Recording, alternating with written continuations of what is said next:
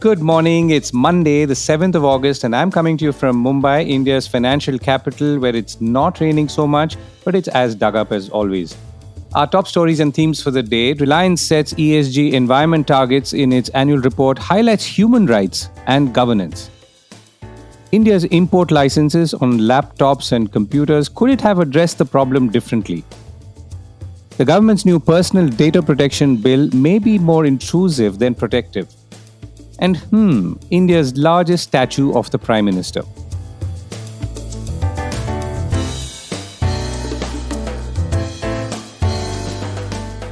This is the Core Report with Govindraj Ethiraj. Reliance touches upon human rights in an annual report. It's a 267-page, extremely exhaustive and detailed presentation to its 3.6 million, roughly, shareholders, and more visual than perhaps many in the past. The Reliance Industries annual report to shareholders kicks off, interestingly, with a pledge to become net carbon zero by 2035, even as Chairman Mukesh Ambani emphasized the company's transition from traditional fossil fuels to renewable energy sources. He says the company's 5 gigafactories in Jamnagar in Gujarat are progressing well to establish a world-class, self-sufficient green energy ecosystem. He also stressed on circularity or the circular economy, particularly in chemical products, and said that this would be driven through partnerships with innovator companies worldwide. Ambani said his new energy initiatives would contribute to the global effort of limiting the rise in average temperatures, and then also spoke of the imminent listing of Jio Financial Services, something we've discussed in some detail on the core report earlier. Ambani also spoke of, quite interestingly, how human rights considerations have been at the core of Reliance's DNA since inception. The principles of human rights are enshrined in our internal codes of conduct as well as our business partner codes of conduct, he said. Human rights could, of course, be generic or specific to business linkages and the work done by Reliance Foundation, but I'm not sure whether Reliance has outlined this phrase in this manner before. With so much focus on corporate governance, particularly amongst large investors who tend to bring this up when they invest in India, and with several leading infamous examples in the listed and unlisted space, Ambani is not surprisingly trying to draw some attention to this. Ambani says they emphasize the importance of board oversight given the fact that the company's diverse and evolving operations impact essential sectors of the Indian economy, and talks about the ESG committee to ensure continued alignment to best ESG practices and compliance with applicable ESG frameworks. So, if I've been rattling about ESG, it means environment, social, and corporate governance. I will come back to corporate governance in a moment.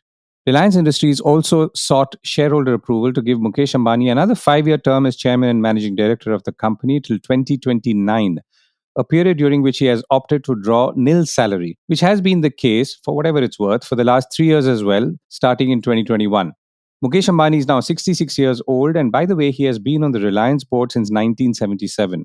In general, of course, shareholders would be reassured to hear that Mr. Ambani is in good health and charged up for the next few years. Now, Reliance has made it a point to talk about corporate governance, so I thought I would pick up on a few allied points, which might be interesting. So, the Reliance board has 4 executive directors, which means they work for the company, and 8 non-executive directors, which means they don't directly work for the company and sit outside.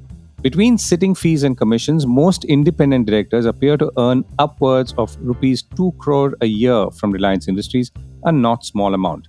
The only woman on the board who is not Nita Ambani is former State Bank of India chairperson Arundhati Bhattacharya.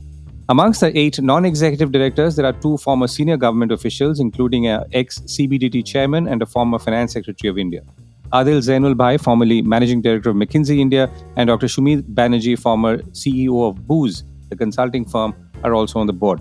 His Excellency Yasser Othman H.L. Rumayyan, chairman of refining giant Saudi Aramco, is still on the board, perhaps in anticipation of resuming talks to take a 20% stake in Reliance's oil to chemicals business. The deal, then worth around $19 billion, was signed in 2019 and called off in November 2021. The reasons ascribed for the split were differences arising over valuation. Reliance's annual report also lists out the leadership of all its key businesses, which also further reveals the fact that there are very few women in the top leadership positions, and I'm not accounting for family here, but I will do that as well. Several divisions like finance, digital services, oil and gas, and risk are almost entirely male-dominated, excluding the one woman Isha Ambani, a family member who's present on the digital services team, along with 21 men. The retail division has 16 men and 2 women. Both are family or linked to family. Oil to chemicals has 14 men and 1 woman. Oil and gas and risk are entirely male. Retail has 18 men, 2 women, including once again a family member. In rough reckoning, of a total of roughly 80 leadership positions in Reliance Group across verticals that I could see on the annual report, I think I could count only 2 women who were not family or linked members. If you included the family and linked members, it became 4. Now, this is not to make a case either way, given that traditional businesses like oil, petroleum, and factory led positions have been male dominated in many similar organizations, not just in India but worldwide. But my sense is that the question of diversity is something that Reliance will have to reckon with in coming days in all businesses and perhaps more so in consumer and retail. By the way, Saudi Aramco has a woman on the board too who is not a royal in the form of Lynn Lavity Elsenens, a big name in the energy industry and earlier with Sunoco and Royal Dutch Shell. Now, this was about leadership. Reliance's workforce does get more diverse a few rungs below, evidently. It says around 19% of its total staff is women. And by the way, it hired about 262,000 people in all last year. Finally, the annual general meeting on August 28th is where the company will unveil most of its major targets, plans, and strategies to get there, as it has done in the past. I do wonder, for purely nostalgic reasons perhaps, whether it'll come back to physical annual general meetings, though, at the 1,000-seater grand old Birla Matushri Sabhagar Auditorium in Marine Lines in South Bombay. Though Reliance did shift its 2019 AGM to a college also in South Mumbai.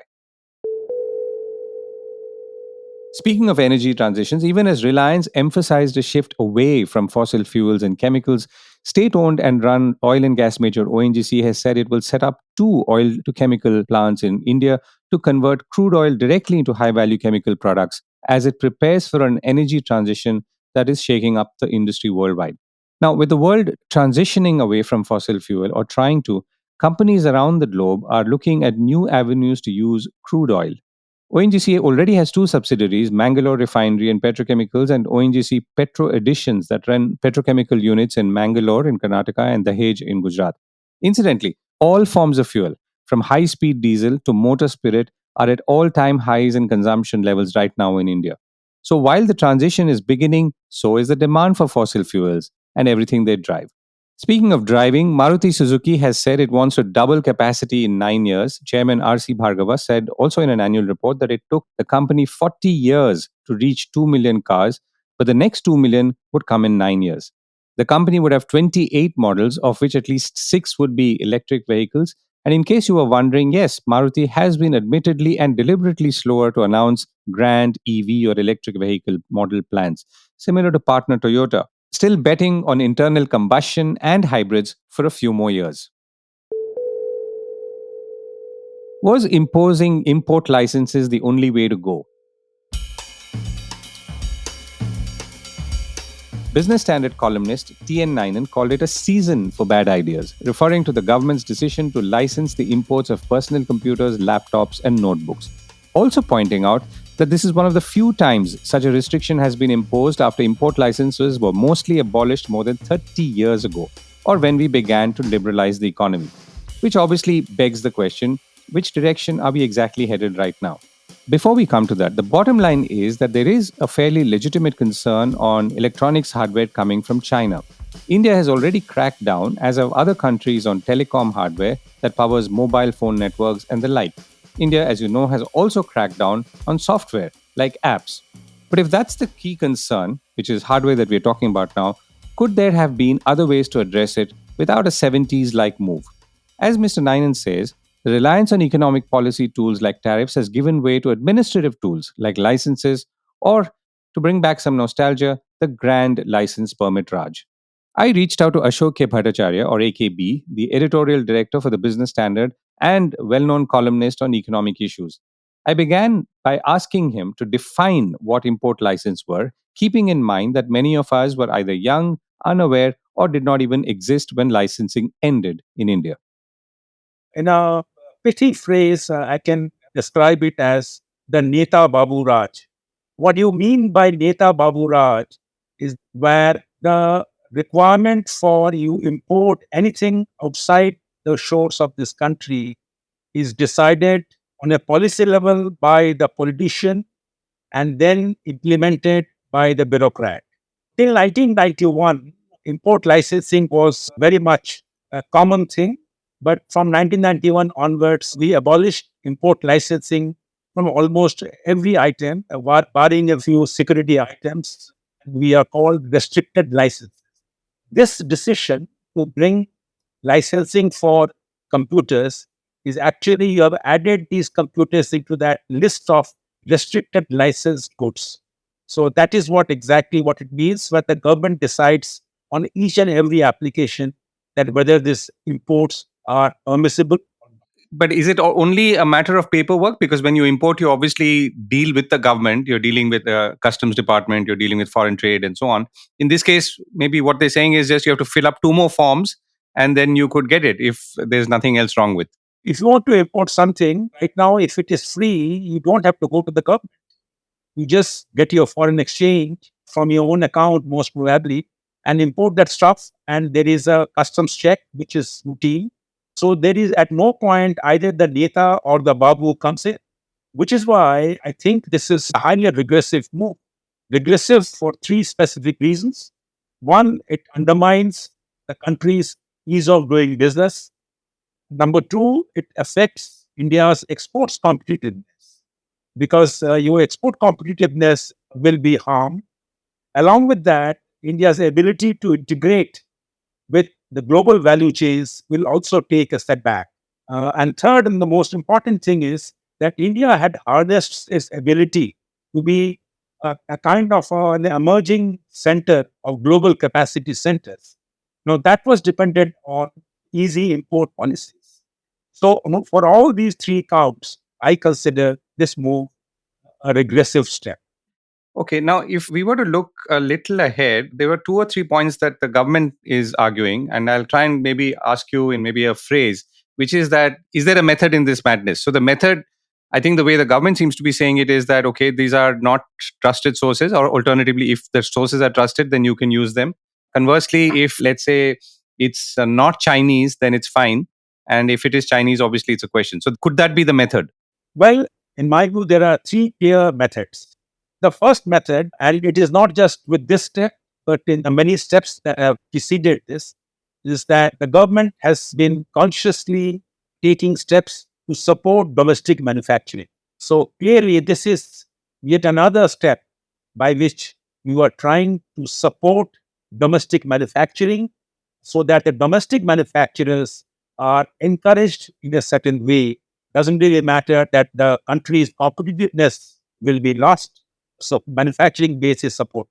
Number two is that you are trying to enhance the appeal of the production linked incentive scheme because as of now, the production linked incentive scheme has been rolled out, but it is yet to take off. This move to impose licensing on imports of computers will actually make the PLI scheme for this sector even more attractive. And the third method is something that I partially sympathize with the government, which is the national security concern, that you are worried about systems and computers coming from sources that are not trustworthy. Now, my view is that this is maybe a genuine problem. If it is a genuine problem, then there are ways of tackling this problem. But a generalized licensing regime for goods to be imported from anywhere in the world is something which is not the right solution. The right solution is target those specific sources from which such untrustworthy computers or systems can come in. As a matter of fact, there are many countries which have imposed bans on equipment, particularly telecom equipment, from country like China.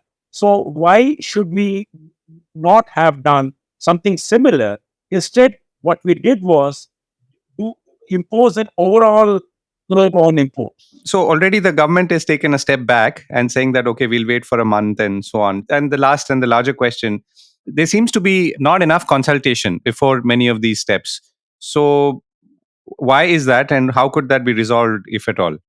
Well, I think this is also not a new flaw in my view.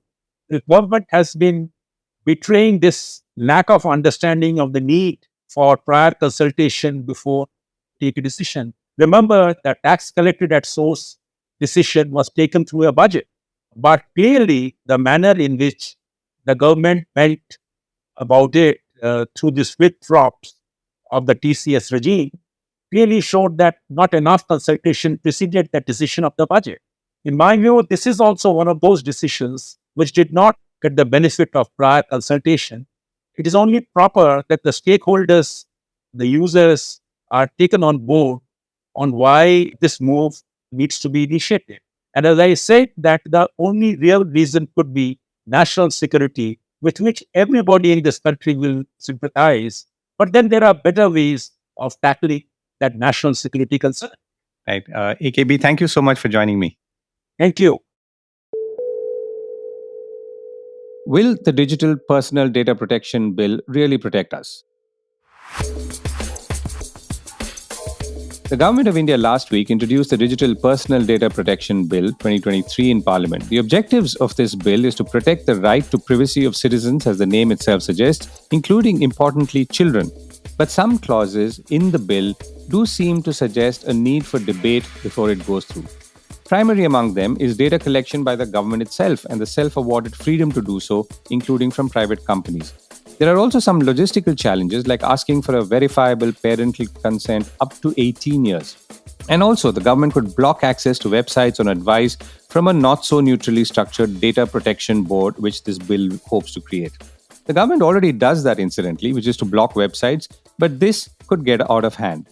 While there will be more detailed discussions on some of the specific aspects of this bill, I thought it would make sense to get an overview, for which I reached out to Nikhil Pava, founder and editor of Media Nama, technology policy analysis website based out of Delhi.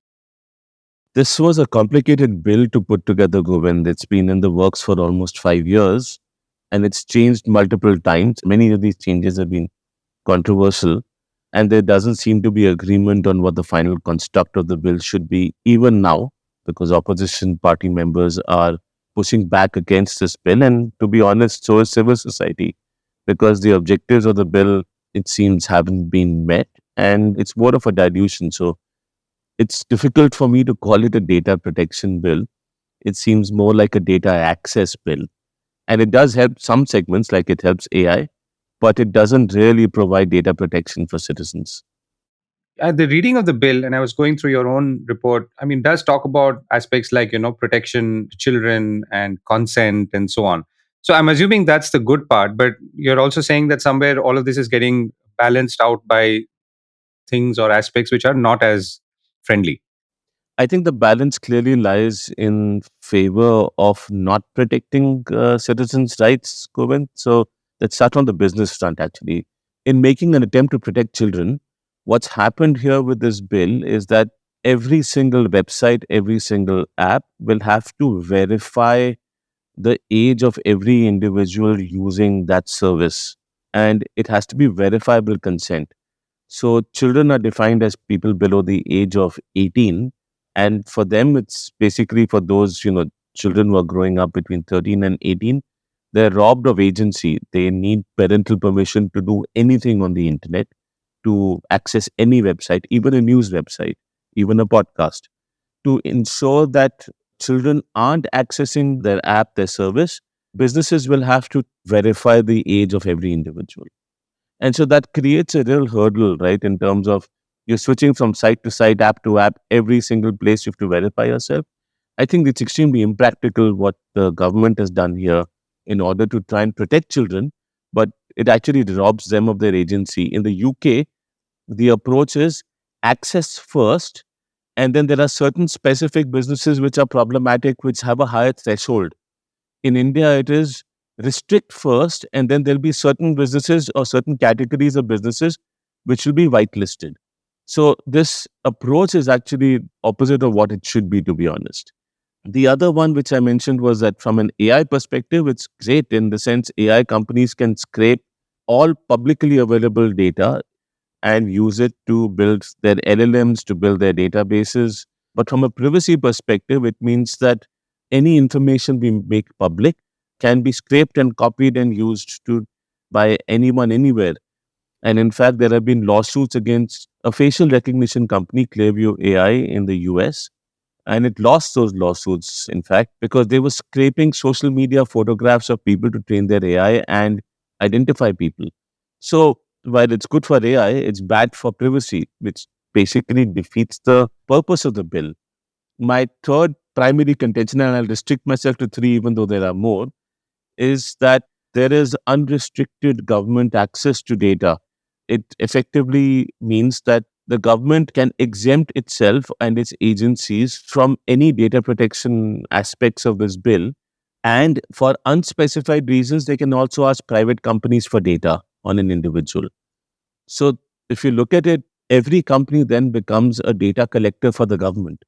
And so it's a privatization of surveillance in a very different way. So, the Puttaswamy judgment, which gave us the fundamental right to privacy, actually puts in restrictions regarding necessary, proportionate, so that any violation of privacy is ring fenced, even from a government perspective. But to my mind, this is violative of that fundamental. But Nikhil, the government could access many of these things even today, isn't it, through court orders and so on? Correct. They could access to court orders, but they don't need a court order anymore. Okay. It could be a court order. It could be, let's say, a letter from a senior bureaucrat. So just like the government can block pretty much any site it wants, because there's a government committee overseeing blocking of apps and services today in India. In the same way, it's just one bureaucrat telling the other, and I'm not even sure whether there needs to be a paper trail. We'll see what happens, but if you talk to companies, you know that they would get phone calls asking for access to complete data, and if they didn't get access, then they would feel the brunt of various agencies. India hasn't defined the phrase national security. And so it's such a broad phrase that it can be used at any point in time for any kind of access. And I keep saying that India has China envy. The government essentially wants control. This bill enables a disproportionate amount of control over citizens. It's the basis for a surveillance state. If you look at what the Congress government had begun, something called NatGrid, which the BJP wants to complete, that's real-time access to public and private databases. The initial plan was 21 public and private databases. The later stages actually envisaged over 900 public and private databases. And all of that being given as a real-time feed to a dashboard. There are statements in parliament to this effect that the ministry has disclosed. So I'm worried. Yeah. Nikhil, last question. So, a lot of our data actually sits outside the country. Our accounts on Gmail or maybe Facebook or any of these social platforms. So, where does this loss come in, and what reach does it have? Particularly again when involving children and so on. You've actually touched upon one of the positives of this law. They've taken the correct approach to cross-border data flows, which is that data of Indian citizens can be stored outside of India unless there is a local regulator which mandates data localization. So if, for example, the Reserve Bank of India has mandated data localization for digital payments, and I think SEBI is considered that for any stock market transaction data as well, that data will have to be stored locally. But on the whole, it is access. See, many Indian companies rely on an open internet, taking one service from a company in Japan, another from Mexico, another from Guatemala, wherever, right? So we don't even know where these services originate from, but we use all of these services to build our businesses. Every business uses hundreds of these small services from across the globe. Data localization would have destroyed that and would have actually hurt smaller startups. An opening up mechanism, which is that, status quo remains, but the government may block data from being stored in certain jurisdictions. So, for example, China, to my mind, can be one such jurisdiction. And that's from a national security perspective, and that makes sense. So, correct approach to data localization, I think, from a child protection, AI, etc., I think there is a bit of a problem. Nikhil, thank you so much for joining me. Thanks for having me on, Govind. Appreciate it. And a large statue of the Prime Minister. a Mumbai-based refining infrastructure to airlines to media to protein powder company, which recently acquired the bankrupt hill city Lavasa near Mumbai, has said it will build a statue of Prime Minister Modi as a mark of admiration for his unwavering efforts to preserve the unity and integrity of India. There would also be a museum showcasing the new India, a report in the Free Press Journal says. Significantly, the statue will apparently stand at about 190 to 200 meters compared to the 182-meter Statue of Unity in Gujarat and will thus be taller than Sardar Vallabhbhai Patel. At this point, I would pause to wonder if the Prime Minister or his office has been consulted on this grand plan. Having been there and around Lavasa, I would say it needs many things. More importantly, people need to come there. And we need to see the restoration of the many crumbling buildings left abandoned after the project ran into financial trouble. The statue, if so, could surely come after that. That's it from me for today. Have a great week ahead and see you soon. Do send us your feedback and visit us on www.thecore.in, where you will find more new in-depth reports being added every day and exclusive columns as well.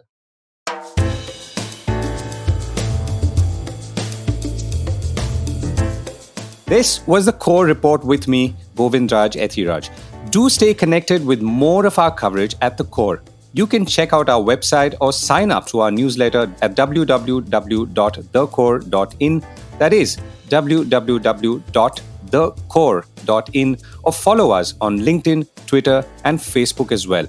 Now, we would love your feedback on how we can make business more interesting and relevant to you, including our reporting on India's vibrant manufacturing sector. Write to us at feedback@thecore.in. Thank you for listening.